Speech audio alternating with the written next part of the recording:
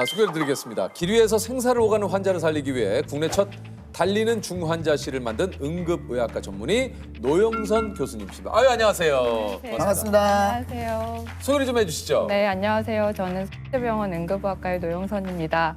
서울 중증 환자 공공이송센터 센터장을 맡고 있습니다. 아, 그러시군요.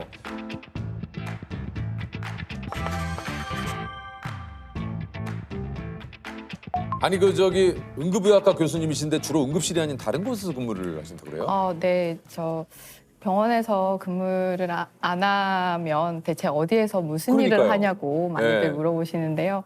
저는 응급실에서 환자를 직접 진료하는 응급학과 전문의가 아니고 달리는 중환자실이라고 불리는 특수구급차 안에서 중환자를 이송하면서 병원이 아닌 도로에서 환자를 진료하는 일을 하고 있습니다. 아니 이게 뉴스에서 좀 본 것 같은데 달리는 중환자실에 대해서 좀 자세히 좀 설명을 좀 해주시죠. 심정지나 중증 외상 같은 이제 중증 환자들이 치료를 위해서 한 병원에서 다른 병원으로 전원을 해야 할 때 저희 달리는 중환자실을 보통 이용하게 됩니다. 이제 이런 환자들은 사실 병원을 나가게 되면 굉장히 위험하게 되는데 이제 응급학과 전문이랑 응급구조사, 간호사가 한 팀이 되어서 이제 환자의 상태를 모니터링하면서 필요한 처치를 하고 치료를 하면서 병원과 병원 사이에 공백을 메꿔주는, 공백을 책임지는 응급의료 서비스입니다. 구급차를 근데 처음 생각해낸 게 교수님이라고 그래요. 네. 사실 이제 제가 전공이랑 전임이 하는 이 동안에 해외에 나가서 응급의료 체계에 대해서 공부할 기회가 많았었는데 이제 프랑스나 독일 같은 경우에는 119에 환자가 신고를 하면 중증 환자라고 판단이 되는 경우에는 의사가 직접 환자 곁으로 가서 진료를 하는 서비스를 제공을 하고 있습니다. 그런 것들을 공부하면서 우리나라에서도 이런 병원 밖에서도 환자들이 안전할 수 있는 시스템을 만들면 참 좋겠다고 생각을 해서 이런 서비스를 기획하게 되었습니다. 이게 이제 일반 구급차와 비교를 해서 어떤 부분이 좀 이렇게 다릅니까? 네, 가장 큰 차이는 사실 그 제한된 공간에서 이런 중증 환자를 치료하는 전문 훈련을 받은 응급학과 전문의와 응급구조사나 간호사들이 동승한다는 게 가장 큰 차이이고요. 그렇겠네요. 또 다른 거는 저희는 이제 일반 구급차보다 크기도 1.5배 정도 더 더 크고 크군요.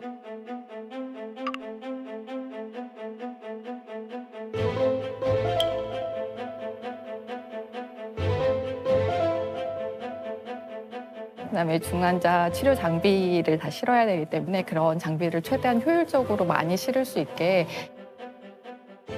저희가 특장을 디자인하는 과정부터 저희 의료진들이 직접 참여해서 제작을 하고 있습니다. 흉부압박을 해야 될 수 있기 때문에 흉부압박기 혈액 주입기고요. 수액이나 약물을 굉장히 정확하게 주입할 수 있도록 하는 인퓨전 펌프라고 하는 장비, 성인 환자를 모니터링할 수 있는 모니터링 장비, 제세동기가 같이 있습니다.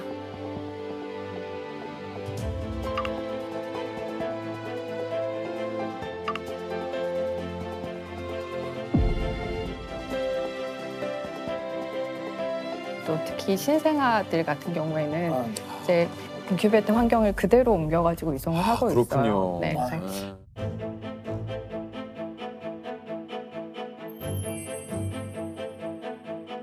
아이들이 너무 작으면 사실 이제 굉장히 작은 변화에도 민감하게 그렇죠. 반응을 하기 네네. 때문에 저희가 굉장히 섬세하게 신경을 써서 이송을 하고 있습니다. 진짜. 그 중환자를 이송하다 보면 진짜 그 급박한 상황도 많이 일어나지 않습니까? 네, 맞습니다. 이제 코로나 때 확진 산모가 갑자기 양수가 터져가지고 네, 산모가 그 분만할 수 있는 음압 분만실이 필요했는데 음압 분만실과 신생아 격리병상에 같이 있는 병원이 없었어요. 격리실에서 분만을 했었던 케이스가 있고 그때 이제 신생아를 그 음압 격리실로 이송을 했었어야 됐는데 달리는 중환자실이 밖에서 대기하고 있다가 그 태어난 지 1시간 안 된 그 아이를 이제 안전하게 이송한 적이 있었습니다. 이야, 참 좀.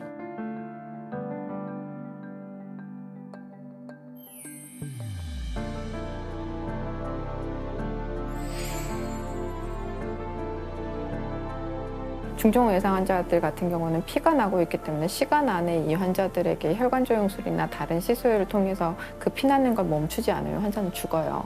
1분 1초도 허투루 쓰지 않고 도로에서도 정말 사투를 하거든요. 운전하는 사람도 조금 더 빨리 가기 위해서 긴장해서 운전을 하고.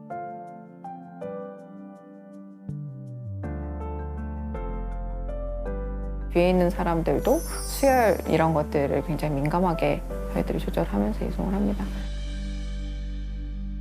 환자 상태가 갑자기 안 좋아지면 이게 뭐 때문에 안 좋아지는 원인을 파악을 해야 되고 그 원인 분석해서 바로 처치를 시행해야 되니까 이 모든 과정이 힘들긴 한데 내가 이 한 건 마치고 옴으로써 우리로 인해서 이 환자가 큰 병원에서 어쨌든 살 수 있다는 그 사명감이 제일 큰 것 같긴 해요. 야, 이것도 약간 살짝 소름 돋았네. 뒷자리 안전벨트 착용 의무화를 만드는 데 결정적인 역할을 하셨어요? 정말요? 앞으로 고속도로는 물론이고 일반 도로에서도 차량 뒷좌석에서 안전띠를 매지 않으면 과태료가 부과됩니다.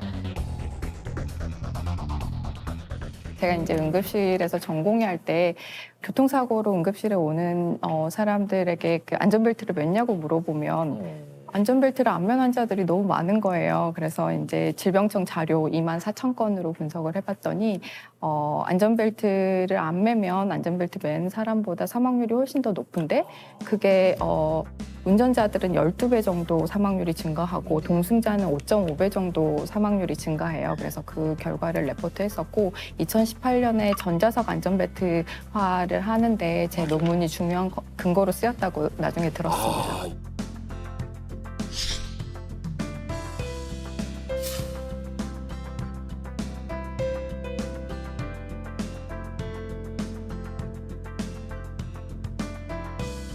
여기서 끝이 아니라 심폐소생술 교육도 이게 보급을 시켰다고 그러는데요. 네.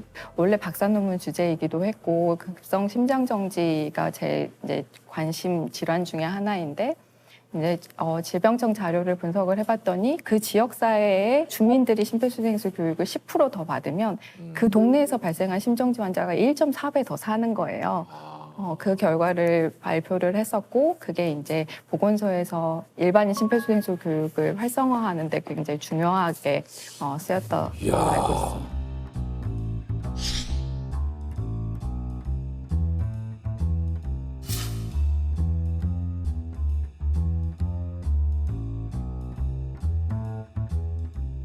교수님이 쓰신 논문을 통해서 이런 것들이 자꾸 이렇게 세상이 좀 변하잖아요, 사회가. 이거 좀 기분이 어떠십니까? 네, 밥값했다고 생각합니다. 네, 저는 이제 저라는 사람을 키우기 위해서 이렇게 들였던 수많은 그 사회적인 노력과 그 투자들에 대해서 다시 사회에 환원할 수 있으면 참 좋겠다 이런 생각을 하고 있는데 네, 연구가 제가 할 수 있는 일 중에 하나라고 생각합니다. 교수님 취미가 논문 쓰는 겁니까? 이게 논문이 이렇게 취미는 아니고요. 제가 네. 좋아하는 일 중에 하나입니다. 예. 논문 쓰는 게요? 네. 논문이 쓰는 게 재밌어요? 네, 재밌습니다. 제가 이제 자료를 분석하는 것도 좋아하고, 네. 그다음에 이제 이런 그러니까 연구 같은 것들이 의료 시스템을 바꾸는 데에 근거로 사용하는 걸 보면 굉장히 뿌듯해서 엄청 예. 재미없는 인간으로 나오는 거 아니에요? 아니요. 재미없는 인간으로 나오진 않습니다. 네. 논문 쓰는 사람으로. 논문 쓰는 사람은 나오네. 네, 그건 괜찮죠? 네, 논문 쓰는 사람. 감사합니다. 아니 이게 이제 그 교수님 별명이 스리생의 전미도 씨. 느낌 있으시네. 약간 또 그 느낌을 좀 내고 오신 거 아니에요? 있으시네. 전혀 아닙니다. 교수님 네. 있어요. 누구를 닮았네? 전미도 씨하고 지금. 있으시네.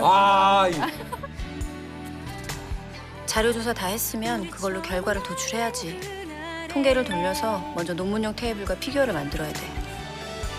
시간 속에 희미해지는 사랑에 그대가 흔들린데도 아니 실제로 좀 비슷한 게 좀 많이 있으신 것 같아요? 네, 그 수료생에 나오는 의사분들이 서울대학교 의학과 9학번으로 나오는 네. 설정이잖아요. 제가 이제 의학과 9학번이기도 하고. 실제로 네, 9학번이시고. 저희 그 모임처럼 저도 잡다구리라는 저희 모임이 있고 그 안에 이제 제가 여자 혼자라서 아마 비슷한 게 좀 많다고. 그러시구나. 근데 그 잡다구리는 뭐 하는 곳이에요? 뭐 하는 곳은 아니고 저희 친구들끼리 모임인데 애과 1학년 때부터 굉장히 친하게 지냈던 10명의 친구들끼리 이제 모임으로 만들어서 이름을 잡다구리라고 지은 거고요. 지난 날 아무 계획도 없이 여기서 뭐 이런 뭐 저는 이제 뭐 알려진 대로 이제 조동아리라는 그렇죠, 또 예, 언니 좀 수다로 시간 뽀개는 예, 그런 사조직들이 좀 있습니다만 또 모임이 하나 이제 우리 조셉하고 남창희 씨하고 꾸중스라고 있거든요. 네, 이제 예. 만나면은 이제 밀린 꾸중을 듣는 날이죠.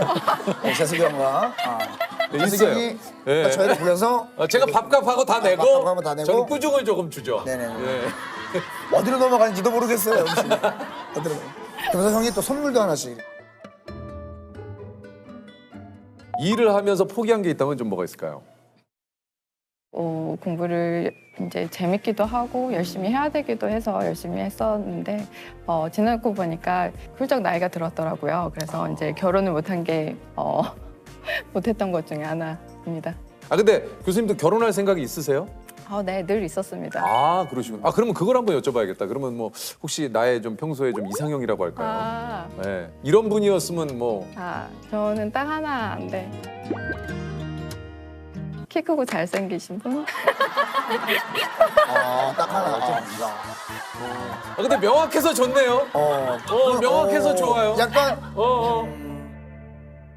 마지막으로 또 혹시 앞으로 이런 게 좀 더 나아졌으면 좋겠다 혹시 하시는 거 있습니까? 네. 저는 이제 환자를 살리는 길이 한 가지 방법만 있다고 생각하지는 않습니다.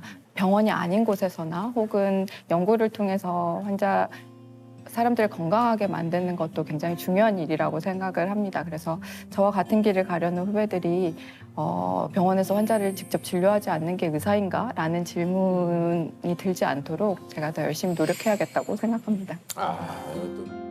누구에게나 보편적으로 이거는 잘 사는 사람이나 못 사는 사람이나 혹은 사회적인 지위와 상관없이 같은 서비스를 받아요. 저는 그게 가장 명확한 게 응급의료라고 생각해요. 그런 면에서 저는 응급의학이 좋았고 지불할 능력이 있거나 없거나 같은 서비스를 받을 수 있어야 된다고 생각을 해요. 그래서 공공의 영역에서 그런 부분까지 저희들이 다 커버를 할 수 있으면 좋겠다 이런 생각을 하고 있습니다.